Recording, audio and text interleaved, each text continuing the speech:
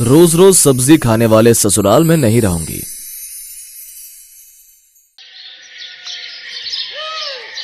Mummy जी फिर से लौकी, कल भी लौकी, परसों भी, उसके पहले भी वही आलू बैंगन। क्या यहाँ पर घर में बस सब्जियां ही बनती हैं? अरे बहू, सब्जी ही तो बनती है घर में, रोज नॉनवेज या पनीर थोड़ी ना बनेगा। घर में सादगी रखनी चाहिए। जितना सादा हमारा खाना पीना होगा ना, उतनी ही हमारी सेहत अच्छी रहेगी। ज्यादा मसाले वाले और तीखे और मांसाहारी खाना ना हमारी मानसिक बुद्धि को बढ़ाता है। सादगी या बोरियत मम्मी जी, मैं तो समझ नहीं पाती।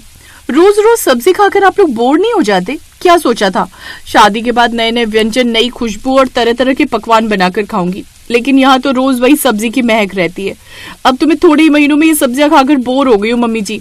बहू, ससुराल कोई होटल नहीं होता जहाँ रोज नया मेन्यू मिले। यहाँ जो सबके लिए बनेगा वही खाना पड़ेगा। और जब अपने आंगन में उगी हुई सब्जियां हैं तो क्या बुराई है? अरे लोग तरस जाते हैं ऐसा खाना खाने को। राधिका मन ही मन सोचती है, अगर यही जिंदगी है तो मुझसे तो ऐसा गुजारा ज्यादा दिन नहीं होगा। अरे अब वहाँ खड़ी खड़ी क्या सोच रही है? चल इधर आ और मेरी मदद कर।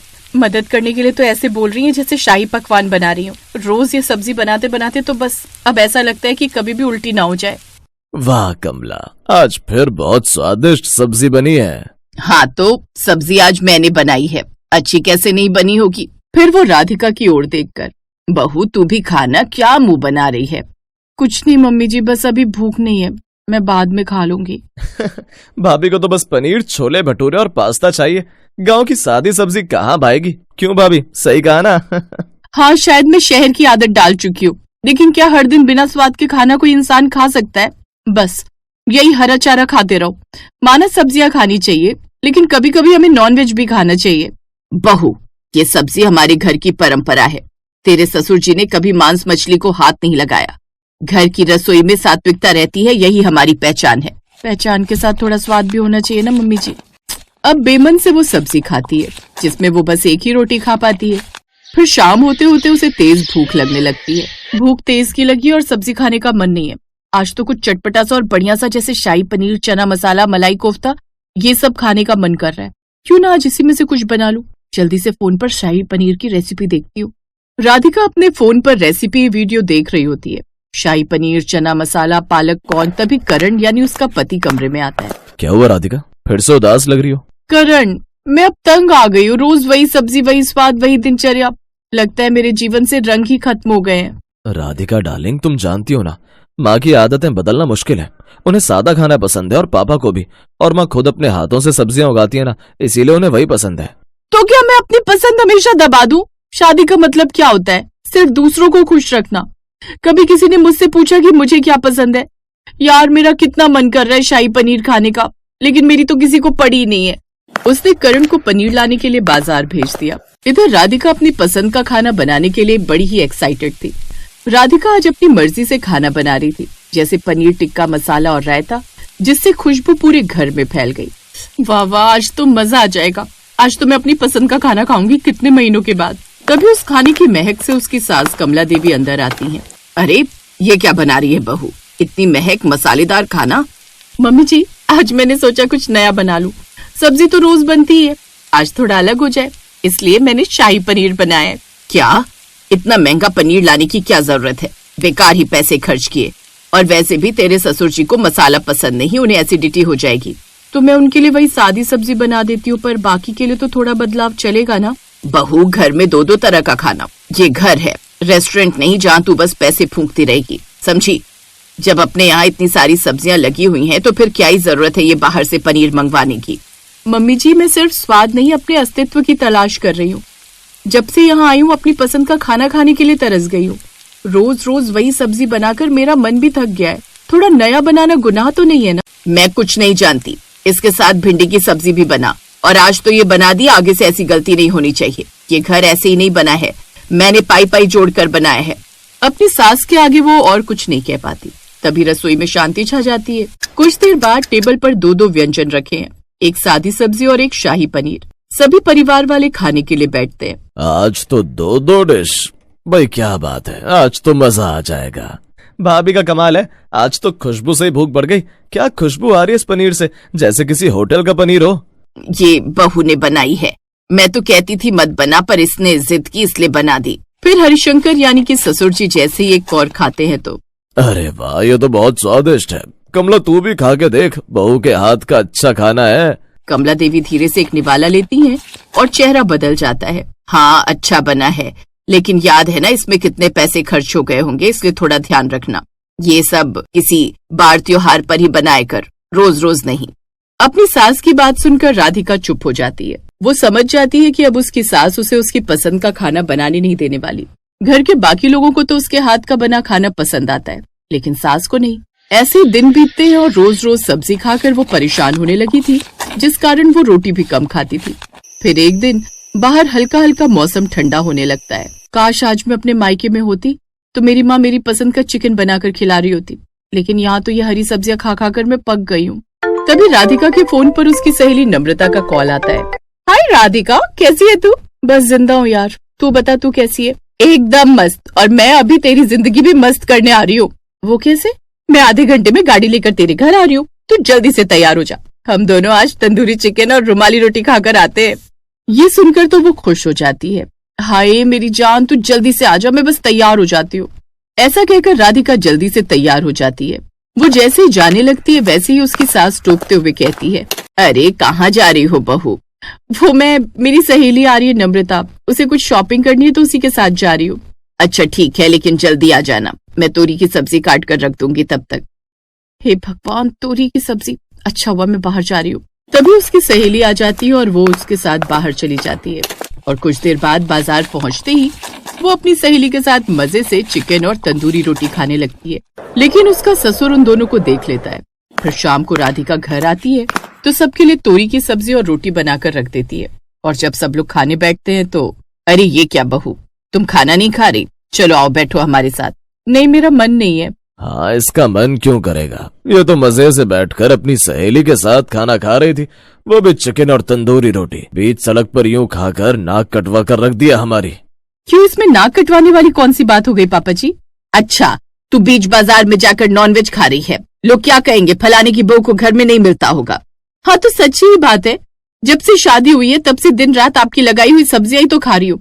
एक दिन अपनी पसंद का शाही पनीर खा लिया तो माँ जी ने 10 बातें सुना दी, और आज बाहर खाना खा लिया तो पापा जी ने। लेकिन अब बस, अब और नहीं। अब मैं और ये सब्जियां खाकर नहीं पकना चाहती, इसलिए मैंने डिसाइड कर लिया है कि रोज रोज सब्जियां खाने वाले ससुराल में अब मैं नहीं रहूंगी। अब मैं हमेशा हमेशा के लिए यहाँ से जा रही हूँ। तब आपको समाज वाले ताने देंगे कि बहू को अपनी पसंद का खाना तक नहीं खाने दिया, इसलिए वो इन्हें छोड़कर चली गई। ये सब सुनकर उन सबको अपनी गलती का एहसास होता है। नहीं नहीं बहू, ऐसा मत कर, तेरा अब जो खाने का मन करे वो बना लिया कर, अब मैं तुझे कभी नहीं रोकूंगी। ये सुनकर राधिका मन ही मन खुश हो जाती है और कहती है, वाह नम्रता, तेरी बताई हुई ट्रिक तो कमाल कर गई।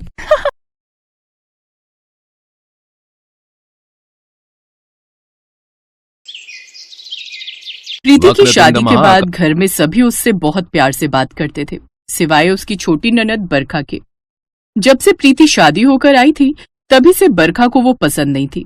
इसका सबसे बड़ा कारण यही था कि प्रीति के आने के बाद घर में बरखा को जो प्यार मिलता था अब वो बंट गया था। बरखा एक काम कर, तू अपने लिए लहंगा पसंद कर रही है तो अपनी भाभी प्रीति के लिए भी एक साड़ी पसंद कर ले, उसकी भी मंगा दे। सोच रही हूँ वो भी शादी में नई साड़ी पहन लेगी। क्यों, प्रीति भाभी को ऑर्डर करना नहीं आता क्या? उनके पास भी तो मोबाइल फोन है, अपने फोन से ऑर्डर कर देंगी। अब मैंने सबका ठेका थोड़ी उठाया हुआ है कि मैं सबके ऑर्डर बुक करूं। देखा कमला कैसे बात करती है ये अपनी भाभी के बारे में, कभी सीधे मुंह कोई बात ही नहीं करती। बरखा, तुझे प्रीति से इतना बैर क्यों है? मैंने देखा है, जब से प्रीति शादी होकर आई है तब से एक दिन तूने उससे ठीक से बात नहीं की, जबकि वो देखो तुझ पर कितना प्यार लुटाती है। अच्छा, वो मेरे ऊपर प्यार लुटाती है या आप सब उनके आगे पीछे घूमते रहते हो? जिसको देखो प्रीति प्रीति प्रीति प्रीति, मेरी तरफ तो कोई ध्यान ही नहीं देता है। मुझे तो ऐसा लगता है इस घर में मेरी जगह उन्होंने छीन ली है। कुछ भी करने लगो, हर काम में पहले प्रीति प्रीति प्रीति नाम आ जाता है। घर में कोई चीज मंगानी हो तो प्रीति के लिए भी मंगा दे, कहीं घूमने जाना हो तो प्रीति को भी लेती जा। ऐसे थोड़ी होता है मम्मी। और हाँ, मुझसे ये उम्मीद मत करना कि मैं प्रीति भाभी से ठीक से बात कर लूंगी, नफरत है मुझे उनसे। आज तो बरखा ने ना जाने गुस्से में प्रीति के लिए क्या क्या ही बोल दिया। प्रीति सब कुछ सुन रही थी पर वो कुछ नहीं बोली। पापा जी, मम्मी जी, ये आप दोनों की चाय। प्रीति बहू, बरखा की तरफ से मैं तुमसे माफी मांगती हूँ। उसने तुम्हें बहुत कुछ बोल दिया, कोई बात नहीं मम्मी जी, आप सॉरी मत बोलिए।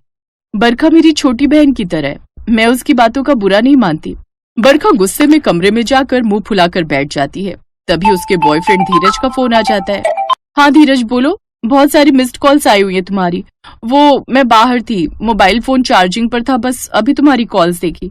बरखा मैं तुम्हें कुछ बताना चाहता हूँ, क्या तुम कॉफी शॉप पे मुझसे मिल सकती हो? हाँ ठीक है, मैं अभी आती हूँ। बरखा अपने बॉयफ्रेंड से मिलने कॉफी शॉप में चली जाती है। क्या हुआ धीरज, तुमने मुझे अचानक कॉफी शॉप में क्यों बुलाया? बरखा मैंने कल रात घर में तुम्हारे बारे में बात की थी। मम्मी तुमसे मिलना चाहती हैं। उनका मन था कि एक बार तुम्हारे घर आकर वो तुम्हारी फैमिली से भी मिल लें और तुम्हें देख भी लेंगी। उसके बाद तो कोई टेंशन ही नहीं है, हम कभी भी सगाई कर सकते हैं। बस एक बार मम्मी को तुम इम्प्रेस कर दो प्लीज। मम्मी खुश हो गई ना तो सब कुछ ठीक हो जाएगा। पापा की कोई टेंशन नहीं है, वो तो मान ही जाएंगे। बस मम्मी को खुश करना है। मैं तुम्हें खोना नहीं चाहता, मैं तुमसे बहुत प्यार करता हूँ। अगर मैं शादी करूंगा तो तुमसे ही। घर जाकर बरखा सबको धीरज की फैमिली के आने की बात बता देती है। बरखा ने पहले ही धीरज के बारे में घर में बताया हुआ था। सब धीरज को जानते थे, पर प्रीति पहली बार धीरज से मिलने वाली थी। बरखा ने कभी धीरज के बारे में प्रीति से जिक्र ही नहीं किया था। पापा मुझे लगता है कल इवनिंग में आ रहे हैं, तो डिनर करके ही जाएंगे। क्या क्या सामान लाना है वो सब आप बता दो। प्रीति बहू तुम बताओ क्या क्या चीजें मंगवानी है? एक सेकंड पापा, धीरज और उसकी फैमिली को खाने में क्या क्या पसंद है ये भाभी नहीं जानती, ये मैं बताऊंगी। आपको उनसे जरूर पूछना है। तू ही बता दे, फिर नहीं पूछ रहे। जब देखो गुस्से में रहती है। ये सब ससुराल में नहीं चलेगा, यहाँ तो तू बोल लेती है। प्रीति को देख कितने प्यार से रहती है, कभी ऊंची आवाज में बात नहीं करती।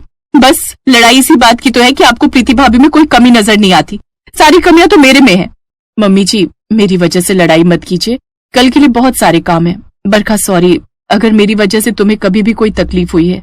अभी इस समय हमें कल के बारे में सोचना चाहिए। कल का दिन तुम्हारे लिए बहुत स्पेशल है, तुम बस कल के बारे में सोचो। बरखा अभी भी नहीं समझी थी कि प्रीति उसके बारे में अच्छा सोचती है। अगले दिन धीरज और उसके मम्मी पापा मिलने आ जाते हैं।